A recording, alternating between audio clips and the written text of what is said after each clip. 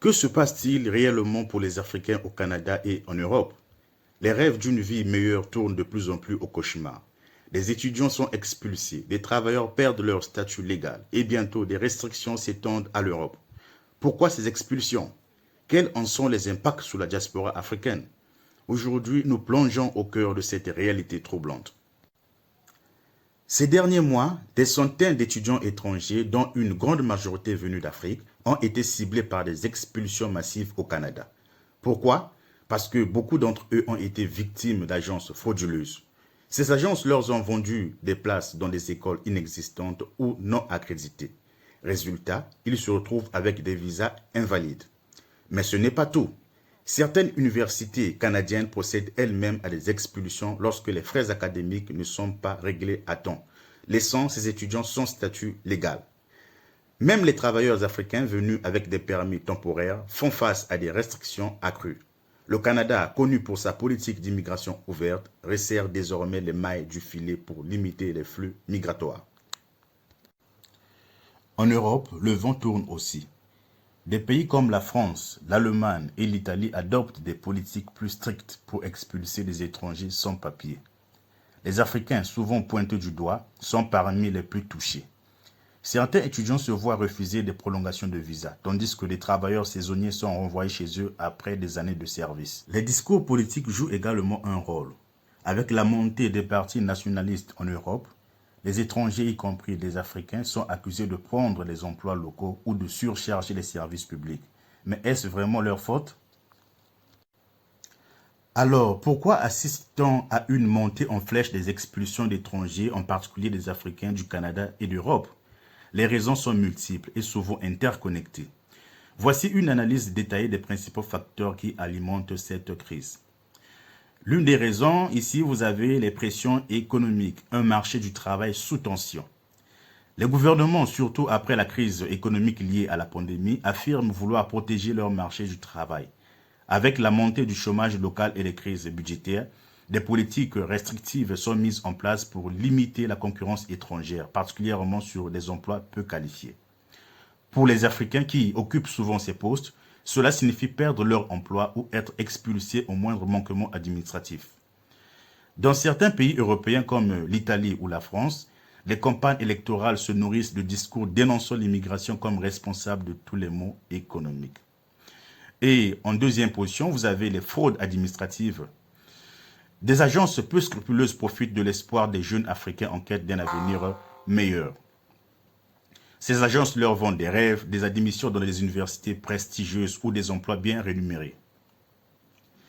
Mais dans la réalité, elles fournissent des documents falsifiés et des inscriptions dans des établissements non accrédités. Pour le Canada, cela constitue une infraction grave.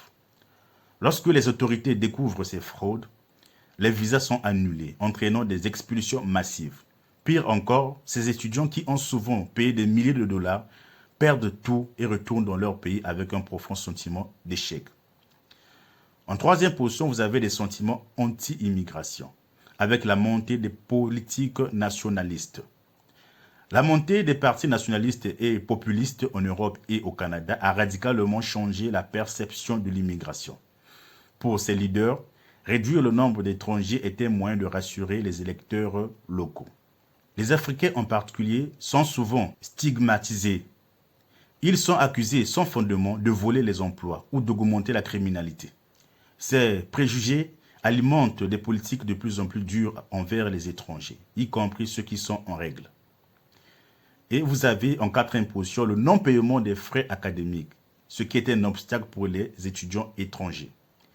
Un autre facteur majeur d'expulsion, particulièrement au Canada, est le non-paiement des frais universitaires. Les universités canadiennes exigent des sommes importantes pour les étudiants étrangers.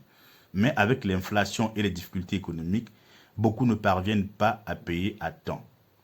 Lorsqu'un étudiant ne règle pas ses frais, son inscription est annulée, ce qui rend automatiquement son visa invalide. Pour des jeunes gens venus de loin, cela signifie la fin brutale de leur parcours et un retour forcé dans leur pays d'origine, souvent sans diplôme. Et en cinquième position, enfin, vous avez des politiques d'immigration plus strictes, qui devient une tendance mondiale. Enfin, il y a une volonté générale, tant au Canada qu'en Europe, de limiter l'immigration. Les quotas sont réduits, les conditions de résidence sont renforcées et les contrôles se multiplient. Ces politiques sont souvent présentées comme une manière de mettre de l'ordre, mais elles touchent disproportionnellement les Africains, qui rencontrent déjà les défis structurels pour obtenir des visas ou renouveler leurs documents. Pour les Africains, les conséquences de ces expulsions sont profondément dévastatrices. Imaginez vendre tout ce que vous avez, parfois même votre maison, pour financer les études ou un projet d'immigration, et finir par être expulsé, sans diplôme, sans emploi et sans avenir à l'étranger. Pour beaucoup, c'est une double peine. Non seulement ils rentrent les mains vides, mais ils portent également le poids de la honte, car leur famille et leur communauté avaient placé de grands espoirs en eux. Ces expulsions brisent aussi les familles restées au pays. Parents, frères et sœurs comptaient sur ces jeunes pour les soutenir financièrement, espérant une amélioration de leurs conditions de vie grâce aux revenus envoyés depuis l'étranger. Quand cet espoir s'effondre, les répercussions sont multiples. Dettes accumulées, perte de confiance et même des tensions familiales. Pour beaucoup, ce rêve brisé représente une blessure psychologique. Cela alimente également un sentiment d'injustice et de désespoir, car ces expulsions symbolisent pour eux l'inaccessibilité d'un avenir meilleur, même en ayant essayé de jouer selon les règles. Ces expulsions sont bien plus qu'un simple problème individuel. Elles sont un signal d'alarme pour toute l'Afrique. Elles nous rappellent que tant que nous ne renforcerons pas nos systèmes éducatifs, économiques et politiques, beaucoup de nos jeunes continueront à risquer tout ce qu'ils ont pour un rêve qui peut rapidement se transformer en cauchemar. Mais ce n'est pas une fatalité. L'Afrique regorge de potentiel, de ressources et surtout d'une jeunesse déterminée. C'est à nous de construire un avenir solide, ici même sur notre continent. Investissons dans nos talents, dans l'éducation et dans les opportunités qui permettront à notre jeunesse de prospérer sans avoir à chercher ailleurs. Partagez cette vidéo pour sensibiliser d'autres Africains à ce problème. Ensemble, nous pouvons changer les choses en mettant fin à cette fuite de cerveau et en transformant notre continent en un lieu d'espoir et de réussite. Rappelez-vous, l'avenir de l'Afrique dépend de sa jeunesse. Nous avons les clés de notre destin entre nos mains.